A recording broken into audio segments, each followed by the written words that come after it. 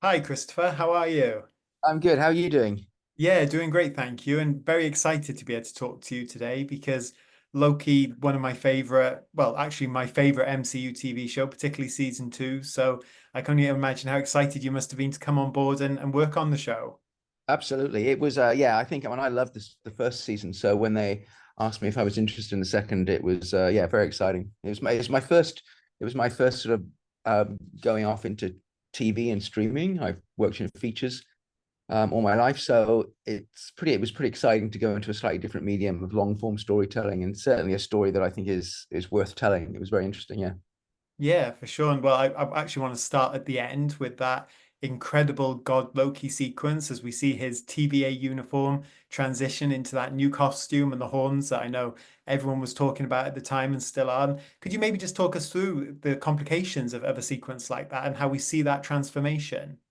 Sure. It was actually very interesting from a storytelling point of view of whether or not, of trying to find a fitting end to this character's arc. He's been in, I think they worked out 21 hours of screen time that Loki's had over his course of his career at the MCU up to now, to this point.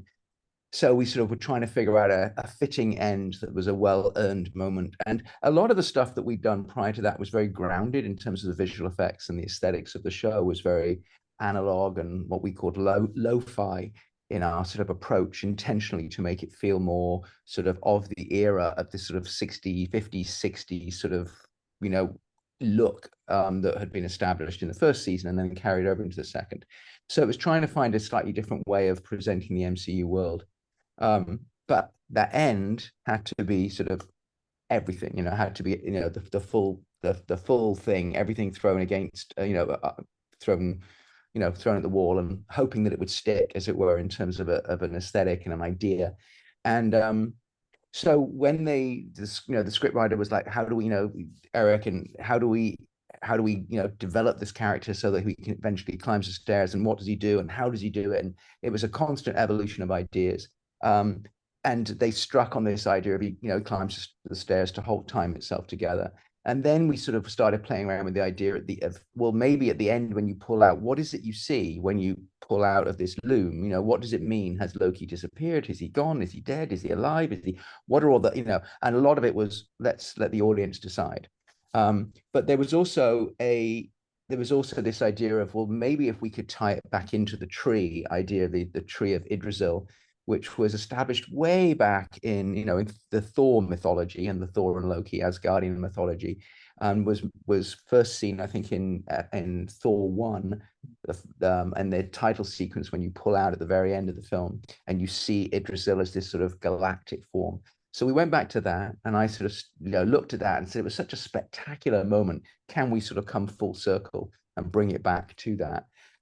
We looked at a lot of mythical idea, Norse mythology of what Idrisil would look like, and carvings and what had been established in previous MCU movies. We see it in the Idrisil tree on the door in the first Avenger, Captain America, the first Avenger. So we've established it in various places.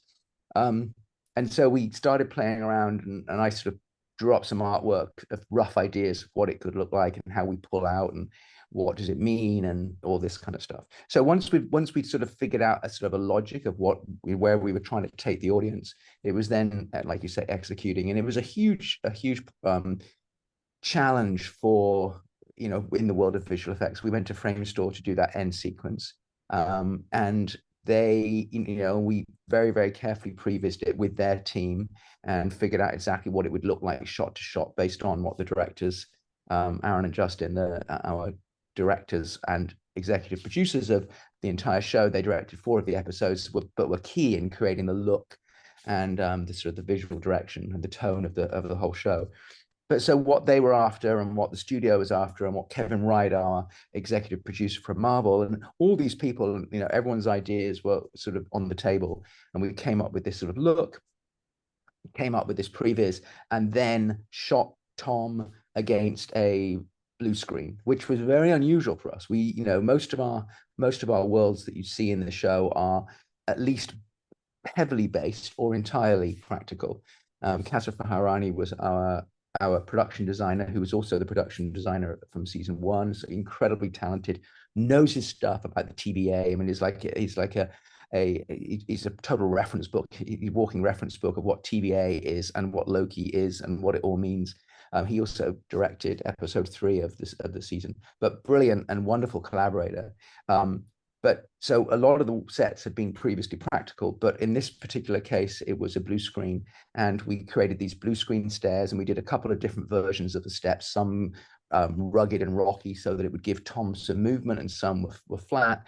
We had massive wind machines. We initially, when we were doing rehearsals, we were trying to put things in his hand that he could hold on to, because this is the moment that Loki finally, once he has transitioned into his God Loki moment with his horns and his cape and his costume, he he can actually hold on to these things. And so what does it look like? And so we tested with stunt guys trying to put spoon noodles into his hands that he would grab hold of, and ropes and cables and things to give him. And we eventually said, it's gonna be so hard for Tom to be trying to grab this thing that it's not worth it. So once we'd sort of established what the physicality was, he was able then to mime it, and the performance he brought was just phenomenal. It was just so much intensity. And obviously that moment, like you say, just before, as he's walking on the gangway and his clothes shred, it was great costume design by Christina Wada, who was just, oh, again, wonderful to work with. But we had this very flowing cape that for the first few shots is practical and real, and then slowly it transitions to a digital cape which extends. And we shot him in different parts, so he would have a cape on and fully clothed, and then we'd take the cape off and we would do the next bit, and then so it was a constant sort of what point does it is which clothing is it, and it was those 2 or 3 shots is pretty interesting, trying to use the same aesthetics that we had created up to that point in terms of the stringiness and the shredding of the clothes and all this kind of stuff. So it was sort of a combination and a culmination of everything that we had done up to that point to get to the shredding, and then the strands and the loom that we see blowing up. I mean, it was the whole thing. It was just everything. And then the final image of Idrisil, of the pullback, and just that look of Idrisil and then cut. It was certainly one of the highlights of my MCU career from a visual point of view. Yeah, well, I think as a fan myself, I think most fans would agree. Visually, one of the best scenes we've ever seen in the MCU, and when you throw the music in and the performances, incredible, Yeah, just fantastic. yeah. And the thing was, it was trying to make it. We kept asking, have we earned this moment? Have we? Because so sometimes in films and shows, you have a massive thing and think, where did that come from? Like, wow. And you've got to make sure that the audience is along for the ride, and that the audience is ready to have this pretty intense theatrical dramatic thing, which we haven't really seen up until that point. There hasn't been much of that up until that point intentionally. So it was very carefully curated in terms of trying to bring the audience along to that point, so that they were at a boiling point, so you could go boom and and just explode this thing on the screen. So yeah, it was very satisfying to do. A tremendous amount of work by everybody, but particularly what Framestore was able to bring to it, just technically getting the simulations and everything working, and getting there's so much detail in the individual strands of time that you see, and there was months of work just to be able to figure what does time look like as a timeline and strands of time. And it was a combination of what they did and what Trickster, who had sort of set the whole sort of thing going with the loom and the timelines and the concept art that they did. So it was a real combination of efforts from so many different people. Yeah, absolutely incredible. And of course, well, I'm sure that imagery, that multiverse imagery, is going to be important down the line. And we've just seen in Deadpool and Wolverine, they brought back that spaghettification Yep. effect. So, what was it like to work on that? And were you aware at the time that was going to be, something that's possibly very important to the MCU moving forward? I think the great thing about working with these films is that they are all so intertwined. Mm. And I've done 6 films now, I think, with Marvel.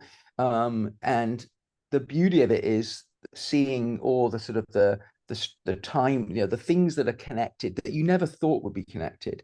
And I think that it is an evolution. The whole storytelling process is somewhat of an evolution. It's not, there is obviously key themes that have been created by those that know, in terms of setting out the plan, but so many things will happen, and like, well, that's kind of interesting. Okay, well, let's tie back into that, and let's use that, and let's reference that. And so always when you're working on these projects, you're thinking, okay, this may be used. So we have to figure out a way that it works for the global, for the whole MCU, rather than just the thing that we're trying to solve in terms of narrative and storytelling. So I think you're always wondering how is it going to be used elsewhere, and a lot of the time it's like, well, that's their problem to solve. That's the future. But there is also, you're obviously thinking about, how can this be used elsewhere, and will it be? And it was great in Deadpool to see the spaghettification effect, because it was a really fun thing to develop. Yeah, and just to imagine incredibly complex as well to, we see worlds and sets just tear apart into that spaghetti-like substance. So Yeah, must have been a big challenge for your teams as well. it was. I think, we were we would shoot a whole scene. We would shoot in generally a practical location, and then we would decide, okay, what has to be spaghettified, and it was all based on very careful previous. I think in episode 5, the record store sequence, where the Yes. record store sort of collapses around Sylvie, is probably one of the most elegant sequences I've ever worked on. It was so beautiful to do, from all regards, from music, from sound, from performance, from set design, and then obviously what we were from photography, and then from what we were able to do with visual effects.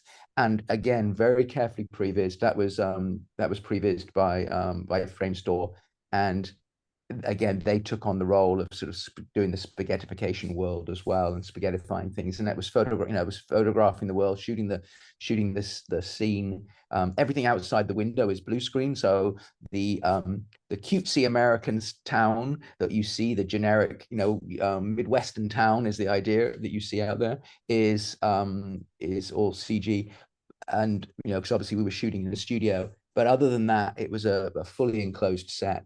And so everything was photographed, and then still photographed, and scanned, and then it was rebuilt as a CG asset, and everything individually, along with Lyle, the store owner, the actor.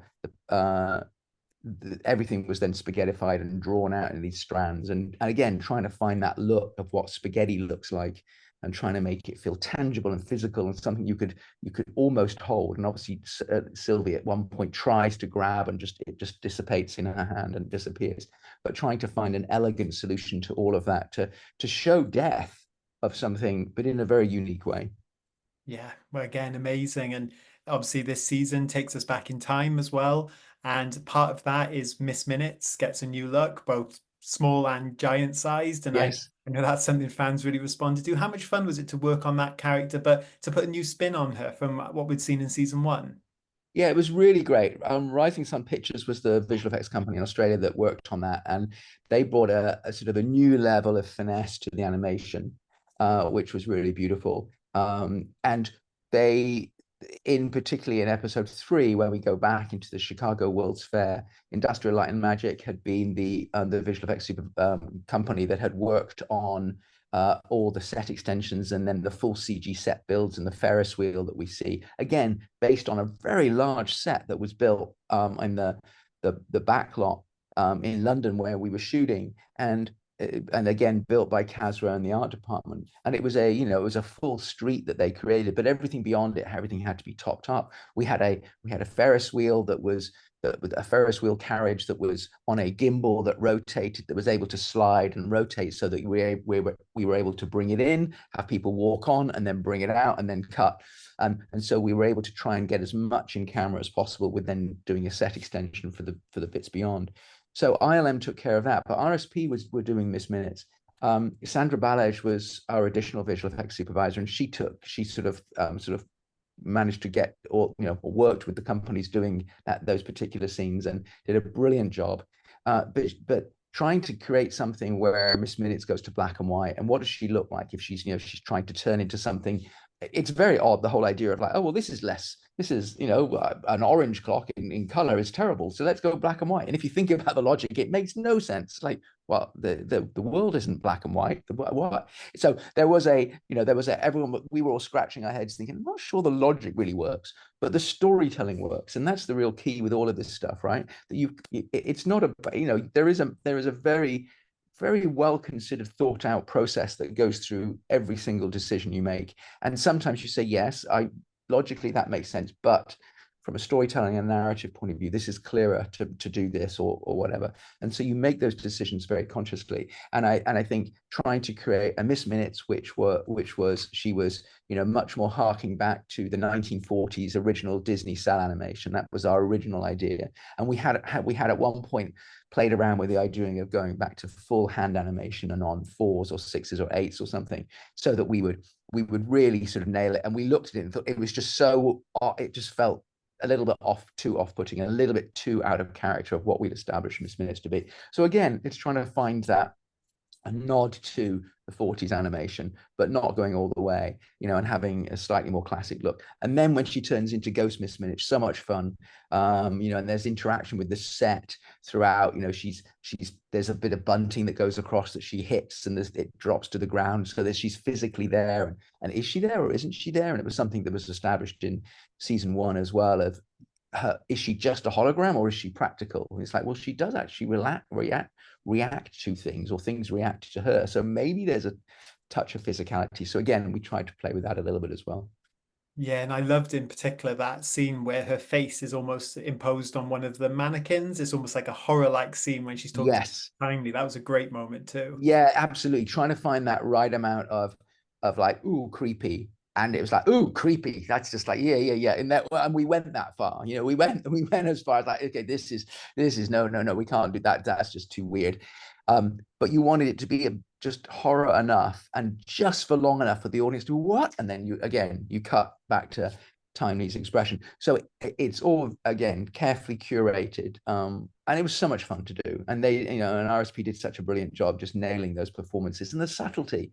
You know, we would talk about, you know, where there was one particular shot I remember, in another episode, where there was a cut back to her and she was just standing there.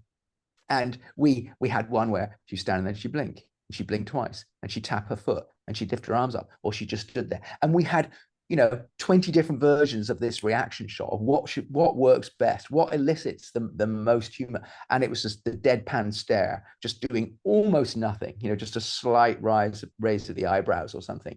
And it's when you get down to that kind of subtlety, it's so much fun in terms of, again, it's all comes down to story. It comes down to story, story, story every single time. And what in visual effects can we do to help that, you know, move that along? Yeah, just an incredible character. And another amazing effect I think that I need to highlight is obviously Loki time slipping.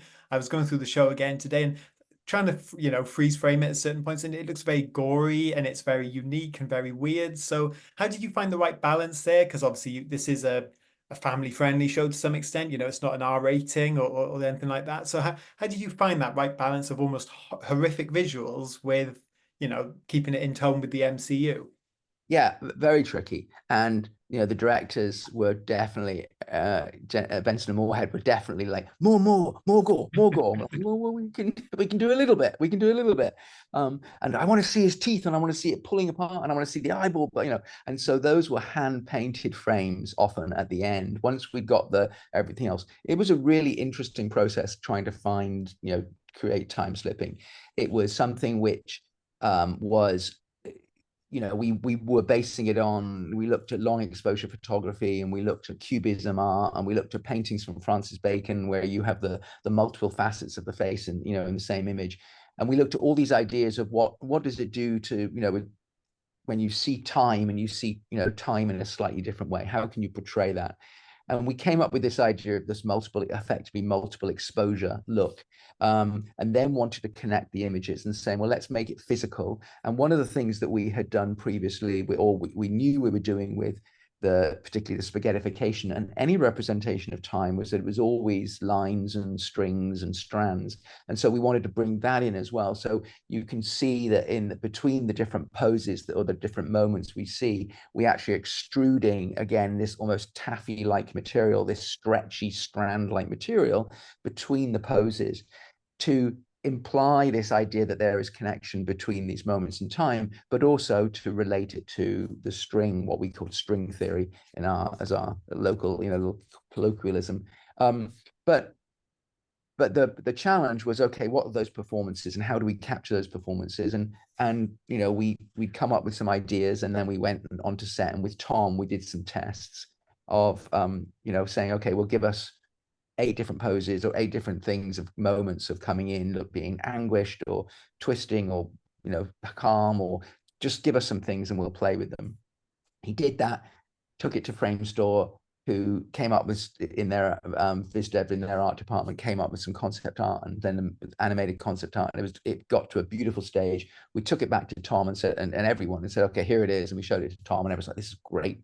Okay, now we, you know, let's figure out how do we actually shoot this for, I'm trying to think how many shots there are, 40, 50, 60 shots, moments that you see this. I mean, it's like, it happens a lot.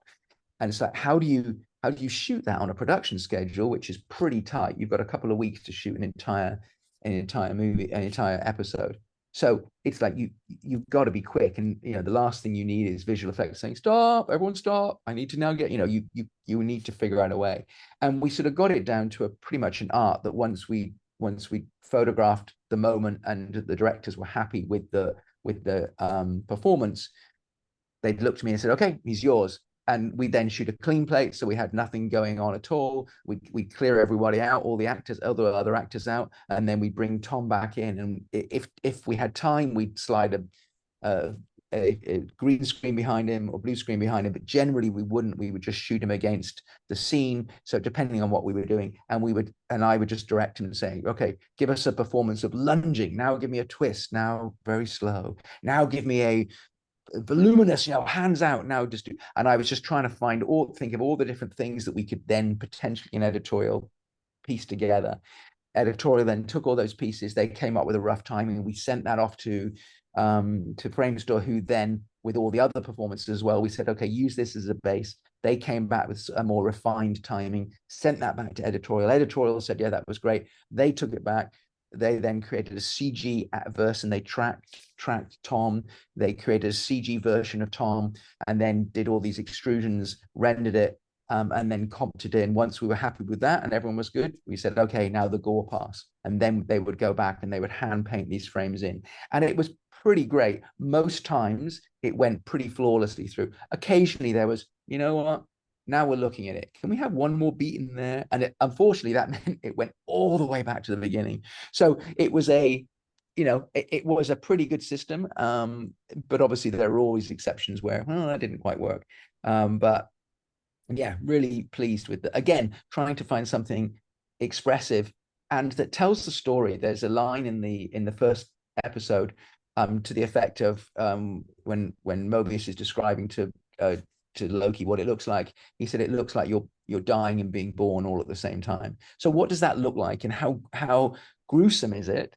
But how comic is it? You know, and how do you then show the progression of Loki's being able to control it over the course of the series? So at the end, he is almost in a Zen-like way controlling that to be able to move around time.